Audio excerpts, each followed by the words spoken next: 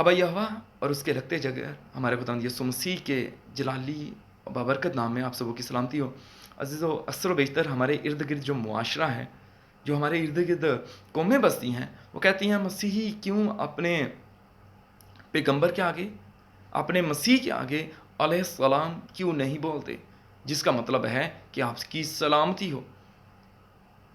کیونکہ دنیا کے جتنے لوگ ہیں وہ اپنے نبیوں کے سامنے، اپنے پیغمبروں کے سامنے علیہ السلام لگاتے ہیں، تو مسیحی خداوند یسوع مسیح کے آگے علیہ السلام کیوں نہیں بولتے؟ عزیزو، ہماری وقت ہی کیا ہے، ہماری حیثیت ہی کیا ہے کہ ہم اس شخصیت پہ، اس ذات پہ جو کہ خدا کی خلقت کا مبدا ہے، جو کہ خداوند کی تمام مخلوقات سے پہلے مولود ہے، موجود ہے، ہم اس پہ سلامتی بھیج سکیں۔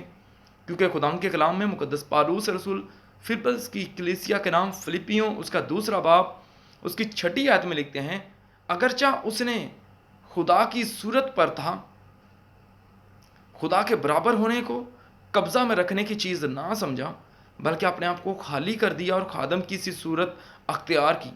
وہ جو کہ خداوند کے برابر تھا، اس نے اپنے آپ کو خالی کر دیا، یعنی وہ اور خداوند برابر تھے تو بھی اس نے اپنا خالی کر دیا۔ اب وہ شخصیت، وہ ذات جو کہ خداوند کے برابر ہے، ہماری سلامتی بھیجنے یا نہ بھیجنے سے اس کی ذات پہ کوئی اثر نہیں پڑتا، اور ہم اس کی سلامتی بھیج ہی نہیں سکتے، جو کہ تمام مخلوقات سے پہلے مولود ہے، موجود ہے۔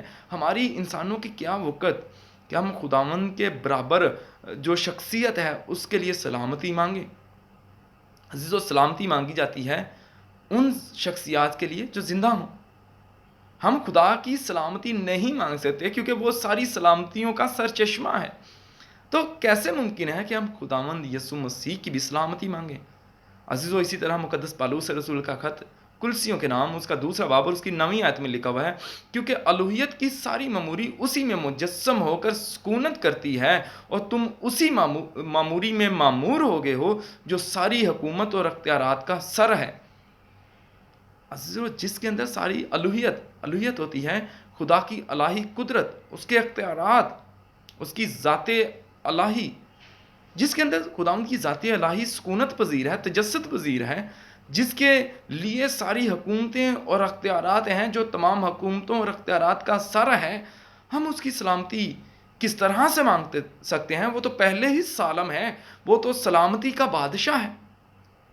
عزیزو، اسی طرح مقدس پالوس رسول کا خط کلسیوں کے نام اس کا 1 باب اور اس کی 15 آیت میں لکھا ہوا ہے، وہ اندیکھے خدا کی صورت اور تمام مخلوقات سے پہلے مولود ہے، کیونکہ اسی میں سب چیزیں پیدا کی گئیں، آسمان کی ہوں یا زمین کی، دیکھی ہوں یا اندیکھی، تخت ہوں یا ریاستیں اور اختیارات، سب چیزیں اسی کے وسیلہ سے اور اسی کے واسطے پیدا ہوئیں۔ بائبل مقدس تو واضح طور پہ بتاتی ہے کہ ساری چیزیں، چاہے زمین کی ہوں، آسمان کی ہوں یا آسمان سے بعید کی ہوں، جیسے کہ میں نے اپنی پہلی ایک ویڈیو جہاں پہ میں نے فرشتوں کا بتایا تھا، ادھر فرشتوں کا بھی، آسمانی مخلوقات کا بھی، آسمانی لشکروں کا بھی ذکر ہے۔ عزیزو، جب خداوند یسوع مسیح کے لیے سب چیزیں پیدا کی گئی ہیں، تو پھر ہماری انسانوں کی جو کہ خاک سے ہے، جو کہ خداوند کی مخلوقات میں سے ہے، جو کہ خداوند کی شبیہ پہ ہے، ہمارا کیا ایسا اثر و رسوخ، ہماری کیا وقت کہ ہم اس مسیح پہ، جس کے لیے، جس کے واسطے ساری چیزیں پیدا کی گئی ہیں، ہم اس کی سلامتی مانگیں۔ بلکہ ہمیں کہنا چاہیے مسیح سلام علینا، یعنی کہ ان کی سلامتی ہم پہ ہو۔ ہمیں یوں نہیں کہنا چاہیے۔ ہم دنیا کو یہ بات بتا سکتے ہیں کہ ہم یسوع مسیح پہ سلامتی نہیں بھیج سکتے، ہم یہ نہیں کہہ سکتے کہ مسیح پہ سلامتی ہو یا مسیح علیہ السلام، بلکہ ہمیں یہ کہنا چاہیے کہ مسیح کی سلامتی ہم پہ ہو، مسیح سلام علینا۔ عزیزو، جو بھی آپ سے یہ بات کہے کہ آپ خداوند یسوع مسیح کے ساتھ علیہ السلام لگائیں، آپ اس کو بتائیں کہ اس کے لیے ساری چیزیں پیدا کی گئی ہیں، وہ تمام مخلوقات سے پہلے مولود ہے۔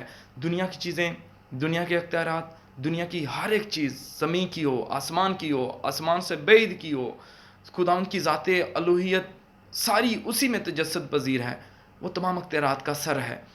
तो हम उसकी सलामती नहीं मांग सकते, बल्कि हमें उसकी सलामती अपने ऊपर मांगनी है। आप दुनिया को बताएं कि आप भी उसकी सलामती अपने ऊपर मांगें, जो ये कहता है कि राह, हक और ज़िंदगी मैं हूँ, कोई मेरे वसीला के बगैर बाप के पास नहीं आता।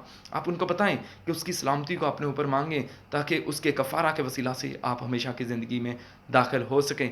अगर अब कोई आपसे बोले तो आप उसको आगे से ये जवाब दीजिएगा कि मसीह सलाम अलैना, मसीह सलाम अलैना, मसीह की सलामती आप सबों के साथ हो। खुदावंद आप सबको बरकत बख्शे। आमीन।